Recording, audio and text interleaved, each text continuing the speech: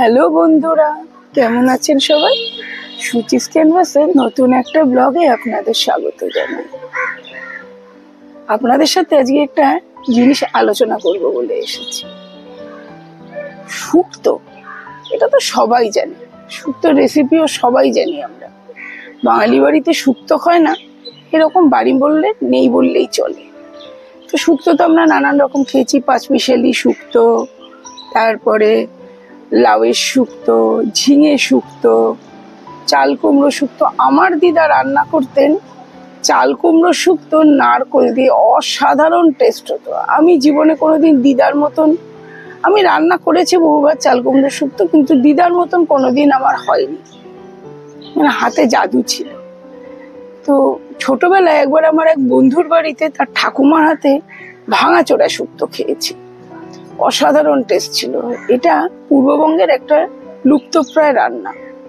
এখন তারপরে আমি কারুর বাড়িতে কোনোদিন খাইও নি, আমার বাড়িতেও কোনোদিন রান্না হয়নি। এবং যার যার সাথে আলোচনা করেছি ভাঙাচোরা শুক্তো নিয়ে, কেউই বলতে পারেনি। সবাই ঠাট্টা করে বলে ভাঙাচোরা তো জিনিসপত্র হয়, ভাঙাচোরা শুক্তো কি করে হয়? আমারও সেটা প্রশ্ন, ভাঙাচোরা জিনিসপত্র শুনেছি, শুক্তো তো শুনিনি। তো সেই ঠাকুমা বলেছিলেন যে উনি বরিশালের লোক ছিলেন, পূর্ববঙ্গে, তো বলেছিলেন এটা বরিশালের রান্না এবং এটা লুপ্তপ্রায়। আমি পরবর্তীকালে বিভিন্ন বইপত্র বা গুগল সার্চ করে দেখেছিলাম যে এটা বরিশালের নয়, এটা খুলনা জেলার রান্না। বহু বছর আগে যখন আমাদের দেশ পরাধীন ছিল, তখন মিস্টার মোরেল নামে একজন ব্রিটিশ ছিলেন, যিনি ওই জায়গাটায় থাকতেন। তো খুলনার সেই ব্রিটিশের নামানুসারে ওখানকার নাম হয়েছিল মোরেলগঞ্জ, খুলনার একটা ছোট্ট শহর। সেই মোরেলগঞ্জের নাকি বিখ্যাত রান্না হচ্ছে ভাঙাচোরা শুক্তো। আমি এটাই লাস্ট পর্যন্ত পেয়েছি। এটা কিন্তু আমিষ শুক্তো, নিরামিষ শুক্তো নয়। শুক্তো মানে আমরা নিরামিষ বুঝি, কিন্তু এটা আমিষ শুক্তো। এটা মাছের মাথা দিয়ে তৈরি হয়, ভেটকি মাছ, ইলিশ মাছ, এরকম মিক্সড মাথাও দেওয়া যায়, বা শুধু ইলিশ মাছের মাথা বা শুধু ভেটকি মাছের মাথা দিয়েও করা যায়। অনেকে কাতলা মাছের মাথা দিয়েও করে থাকেন হয়তো। তো যাই হোক, আমি ভাবলাম যে আজকে একটু সময় পেয়েছি, তাই এই রেসিপিটা একবার ট্রাই করব। আপনারা যদি এই ভাঙাচোরা শুক্তো সম্পর্কে আরো কিছু ইনফরমেশন আমাকে দিতে পারেন, তাহলে আমি খুশি হব। কেউ কিছু জানলে অবশ্যই আমাকে কমেন্ট করে জানাবেন। ঠিক আছে, তাহলে চলুন রান্না করি ভাঙাচোরা শুক্তো। ভাঙাচোরা শুক্তো বানাতে যা যা লাগবে সেটা একটু দেখে নিন। এটা হচ্ছে মিষ্টি আলু, মানে রাঙালু, ঝিঙে, কুমড়ো, বেগুন, সজনে ডাঁটা। এখানে কিন্তু উচ্ছে পড়বে না। আর তার সাথে আমি মাছের মাথাটা জাস্ট ভেজে রেখেছি, ইলিশ মাছ আর একটু ভেটকি মাছের মাথা ছিল। তার বাইরে লাগছে হচ্ছে মেথি ফোড়নের জন্য, একটু আদা বাটা, আর এখানে 5 ফোড়ন আমি শুকনো খোলায় ভেজে গুঁড়ো করে রেখেছি, এটা লাস্টে যাবে। আর দুধ, রান্নাটা দুধে হবে, আর জল পড়বে না এর মধ্যে, একটু নুন আর চিনি, এই হচ্ছে লাগবে। তো আমি সর্ষের তেলে মাছটাকে শুধু নুন হলুদ মাখিয়ে ভেজে রেখেছি। হলুদ এমনি রান্নায় আর যাবে না। এবার তাহলে আমরা স্টার্ট করব। আমি কড়াইতে তেল দিয়েছি, একটু সর্ষের তেল দিয়ে মাছটা ভেজে রেখেছিলাম, সেই মাছের তেলটার মধ্যেই আমি ফোড়ন দেব। গ্যাস জ্বালিয়ে নিলাম। তেল আর একটু সামান্য লাগবে, যেহেতু আমার অনেকটা সবজি রয়েছে, আমি আর অল্প একটু তেল দিয়ে দিলাম। এটা কিন্তু সর্ষের তেলেই রান্না হবে। আর এখানে ফোড়ন দেব মেথি। আপনারা যদি কেউ ভাঙাচোরা শুক্তো রান্না করেন, কিভাবে রান্না করেন আমাকে একটু জানাবেন, বা কি দেন, মানে কি ফোড়ন দেন, বা মাছের মাথা ছাড়া কি ছোট মাছ দেন নাকি, আমাকে সবটাই একটু জানাবেন। তেল গরম হয়ে গেছে, আমি এর মধ্যে মেথিটাকে দিয়ে দিলাম।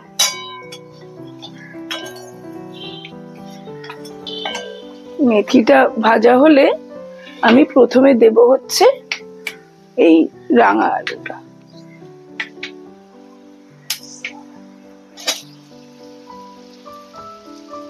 আস্তে আস্তে সব সবজি দিয়ে দেবো, শুধু ঝিঙে আর বেগুনটা দেবো একটু পরে। এই সবজিগুলো একটু নরম হলে পরে ঝিঙে আর বেগুনটা দেবো, কারণ ওটা তো নরম সবজি, ওটা তাড়াতাড়ি হয়ে যাবে। এর সাথে আমি সজনে ডাঁটাটাও দিয়ে দেবো।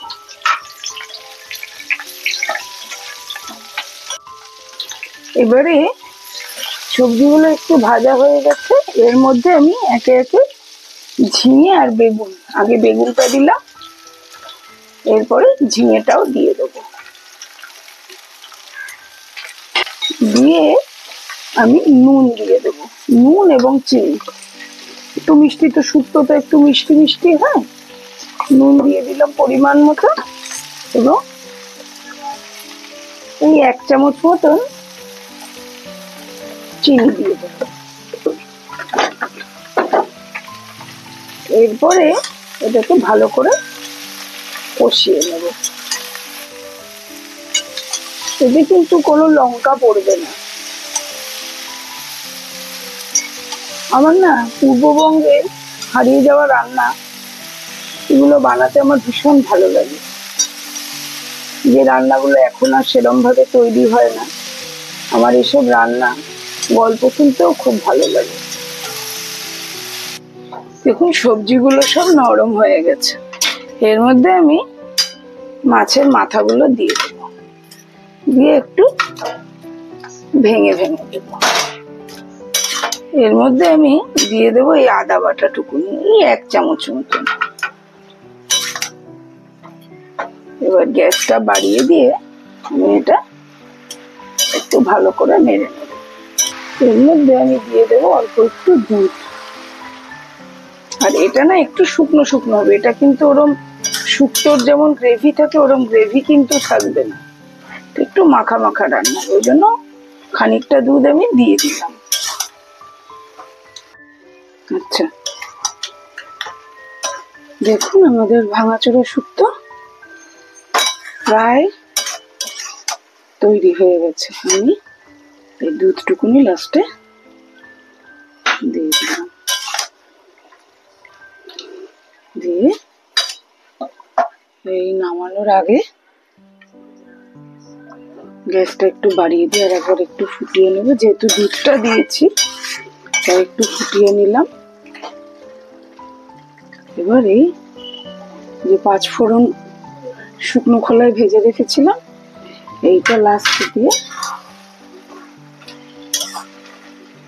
5 ফোড়ন ভাজার গন্ধটা এত সুন্দর,